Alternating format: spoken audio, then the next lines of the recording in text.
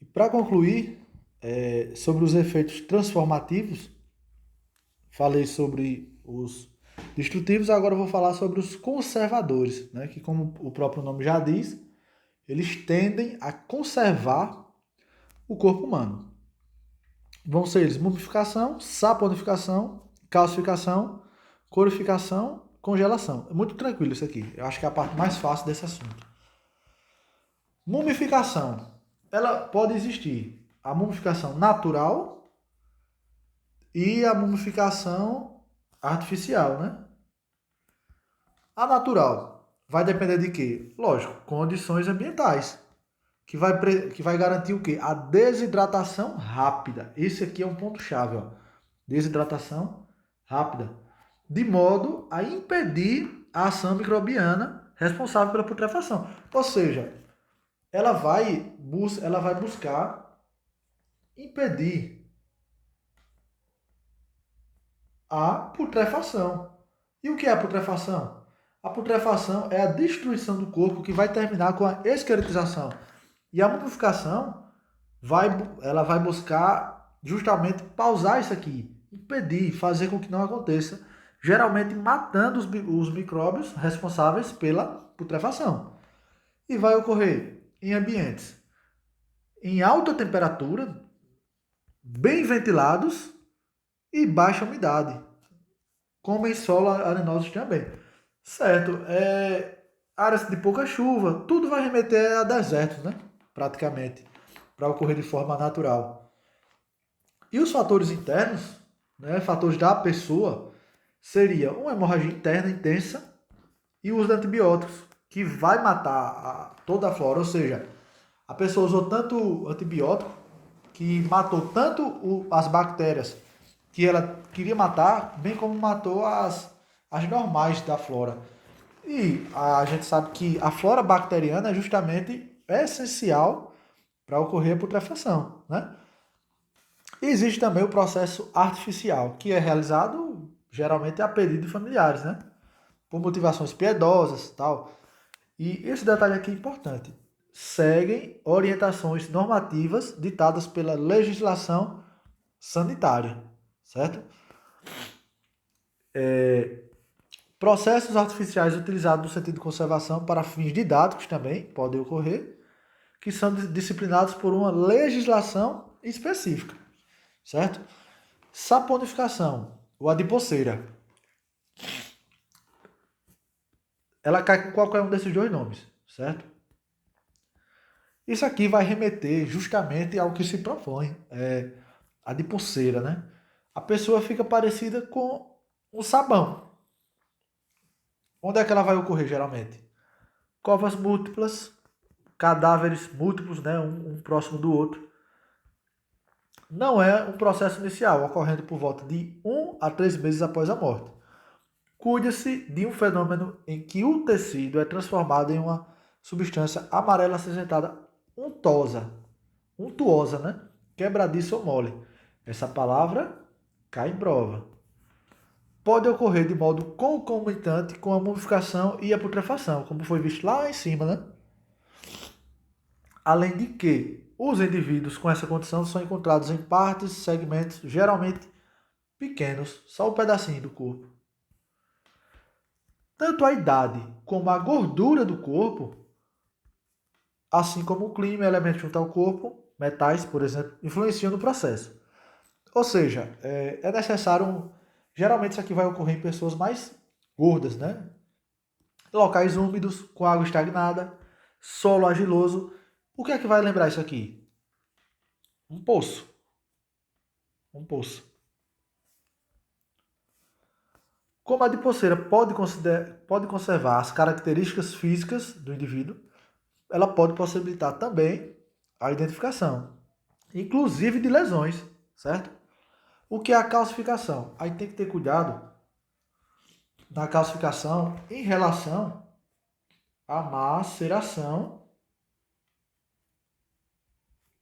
em fetos. Por quê? O que é a maceração em fetos?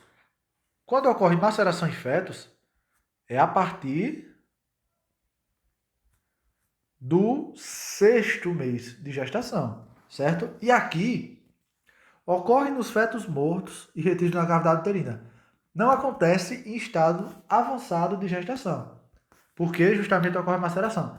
Apenas em estágio inicial, ou seja, falou início de gravidez, primeiro, segundo, terceiro, quarto mês, ocorre a calcificação. Enquanto a maceração é um processo destrutivo, a calcificação é um processo conservativo, né? Ou seja, ele fica lá, o feto fica paradinho, imóvel, realmente calcificado. Corificação, que é o chamado couro curtido. Isso aqui era utilizado antigamente na conservação do corpo de monges, etc. Quais são as palavras-chave aqui? Só um segundo. Voltei, enfim. Quais são as palavras-chave aqui? Local hermeticamente fechado, sem ar, especialmente em urnas metálicas. Ou seja, eles construíam algumas urnas de metal que buscavam impedir a entrada de ar. Ou seja, utilizada em igrejas. Autores que afirmam ser a corificação uma etapa do fenômeno da mumificação. O cadáver ganha aspecto parecido com o couro e ocorre por causa da desidratação dos tecidos cutâneos. Então, seria confinar o corpo em um local fechado, de metal, né? Para impedir a entrada de ar. E a congelação?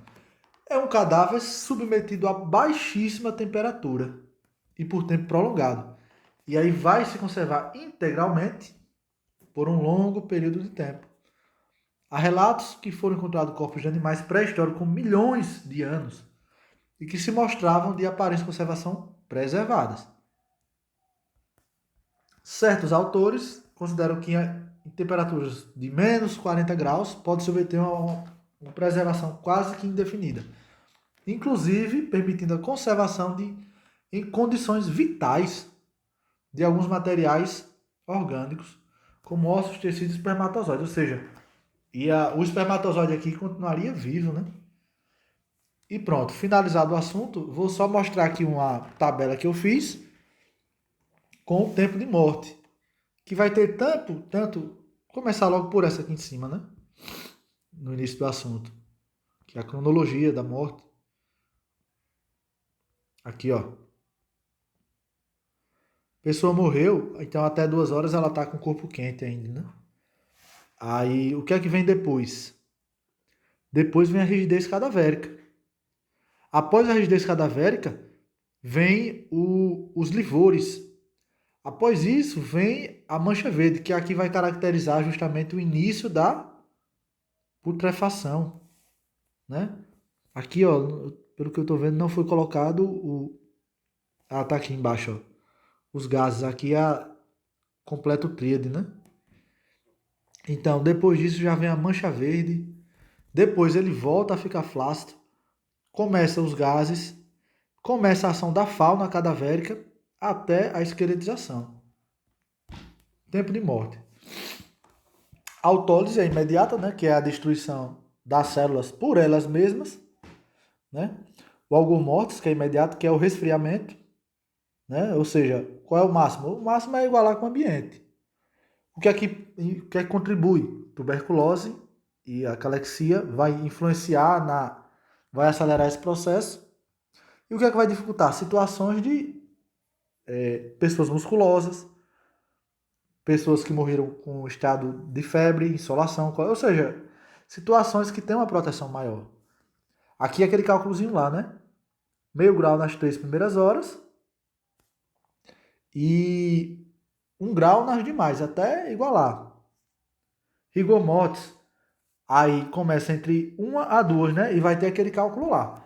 1 a 2, 2 a 4, 4 a 6, 6 a 8. Lembrando que começa na face, né? na cabeça em geral. Depois vai para os membros superiores, os braços. Depois para o tórax. E depois para os membros inferiores, né? Que vão ser em 8 horas. Vai durar entre 36 a 48 horas. Alguns fatores que contribuem: éter, clorofórmio, estados mórbidos longos, depressão. Pessoas assim que já vinham numa situação de quase morte e ela vai ficar rígida muito rápido. E o que é que vai dificultar? Endemas e pessoas vigorosas, né? Só que aqui, além de ser mais intenso, vai durar mais. É aqui, ó, que eu falei. E o livor mortis, né? Que vai decorrer de acordo com a posição que a pessoa morreu, agindo, sendo influenciado pela gravidade. Inicia em 2 horas e em 12 horas vai acontecer a fixação. O que é que vai contribuir? Alta temperatura, né? Deixa o sangue mais fino, asfixia e a morte rápida. E o que é que vai dificultar? Uma baixa temperatura, um sanguezinho mais grosso, situações anêmicas, pessoas que morreram com diarreia, desidratação, hemorragia, né? Pela baixa quantidade de sangue. O somelege é aquela mancha no olho, né? Aquela manchinha preta, ocorre 6 horas. Aqui a coloração cromática, né? Que vai ser a mancha verde abdominal.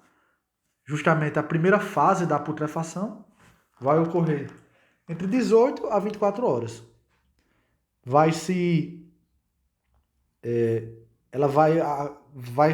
O teu ápice do 3º ao 5º dia, depois vai ser fixada, né? Vai continuar por todo o corpo, mudando de cor até o corpo todo se decompor. Depois tem a fase gasosa, né? Que inicia entre 9 a 12 horas e dura no máximo 30 dias, certo? Que com 30 dias vai iniciar justamente a fase qualitativa. Aqui, ó.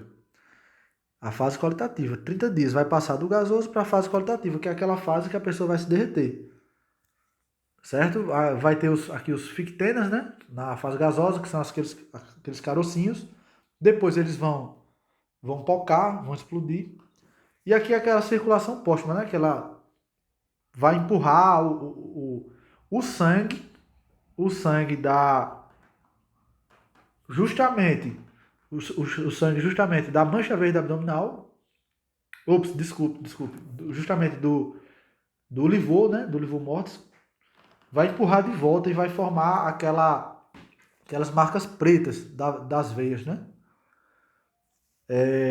O qualitativo, né? Que é justamente terminou o gasoso, passa para o qualitativo, como terceira fase de putrefação, de 30 dias até 3 anos, que é quando justamente vai emendar na completa esqueletização, certo? Que a gente vai ver aqui embaixo.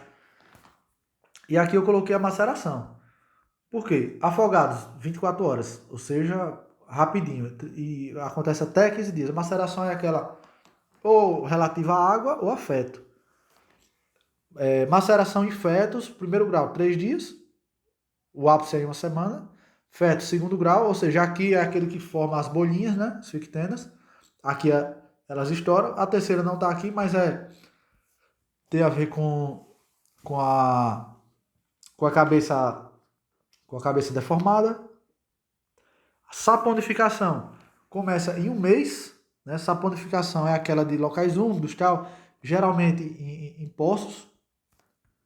E a esqueletização, que também foi colocada lá. Ar livre, que é a mais rápida, ó, pode ser entre 2 semanas a 6, rapidinho, né? Enterrado, entre 9 meses até 5 anos, geralmente disso em 36 anos. Depois o mar, que é o dobro do máximo da enterrado, 10 anos. Agora partir para pântano, deserto e gelo, aí é indefinido.